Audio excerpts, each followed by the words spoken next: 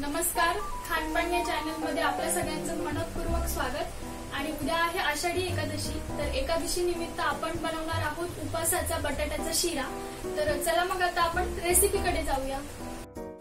तर आता आलोत आपण साहित्याकडे। तर बघूया आता यात काय काय घ्यायचे ते। तर पहिले घेतले मी बटाटे उकळून मॅश करून घेतलेत, साधारणतः 3-4 बटाटे मॅश करून घेतलेत। त्यानंतर घेतली आहे पाऊण वाटी साखर, तुम्हाला अजून गोड लागत असेल तर साखर वाढवली तरीही चालेल। त्यानंतर अर्धी वाटी तूप घेतलंय। त्यानंतर आहे सुंठ पावडर आणि वेलदोडा, साधारणतः 2 चमचे सुंठ पावडर घेतली आहे आणि 1 वेलदोडा घेतलाय।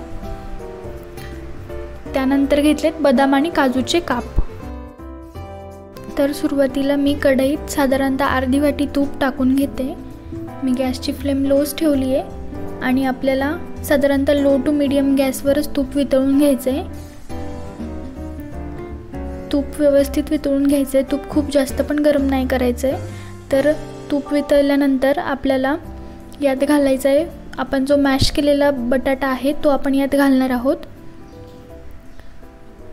बटाटा घालून झाल्यानंतर यात आपण व्यवस्थित मिक्स करून घेणार आहोत आणि तुपात बटाटा व्यवस्थित परतून घेऊया। तर इथे आपण बटाटा तुपात व्यवस्थित परतून घेतलाय। त्यानंतर आपण यात घालणार आहोत साखर। तर आता इथे मी साखर घालून घेते, साधारणतः पाऊण वाटी साखर मी इथे घेतली आहे। तुम्हाला जास्त गोड आवडत असेल तर साखर वाढवली तरी चालेल। त्यानंतर घालून घेते आपली सुंठ पावडर आणि वेलदोडा। आता आपण साखर बटाट्यामध्ये व्यवस्थित मिक्स करून घेऊया।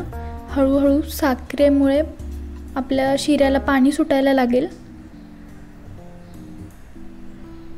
साखर वितळल्यामुळे आता पाणी सुटते शिऱ्याला आणि आपण साखर, सुंठ पावडर आणि बटाटा व्यवस्थित मिक्स करून घेऊ। तुम्ही बघू शकता साखरेमुळे एक वेगळी चमक आली आपल्या शिऱ्याला। आणि आता शिरा पाणी सुटल्यामुळे बऱ्यापैकी जरा पातळ झालाय। आता 1-2-3 मिनिटं आपल्याला असंच परतून घ्यायचंय। तर इथे आपला शिरा परतून झालाय। त्यानंतर आपण यात घालून घेणार आहोत बदाम आणि काजूचे काप। आणि बदाम आणि काजूचे काप घालून झाल्यानंतर आपण शिऱ्याला व्यवस्थित परतून घेणार आहोत, जेणेकरून बदाम आणि काजूचे कापसुद्धा यात मिक्स होतील। आणि मी पुन्हा एकदा सांगते की अजून पण मी गॅसची फ्लेम वाढवली नाही आहे, आपल्याला मीडियम गॅसच्या फ्लेमवरच शिरा परतून घ्यायचा आहे।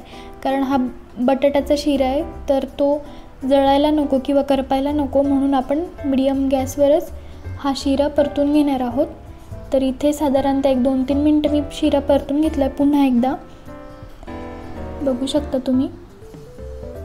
आता आपले बदाम काजू पण त्यात व्यवस्थित मिक्स झाले आणि जवळपास आता आपला शिरा तर रेडी झालाच आहे, तुम्ही बघू शकता। आणि आपला शिरा आता तयार आहे।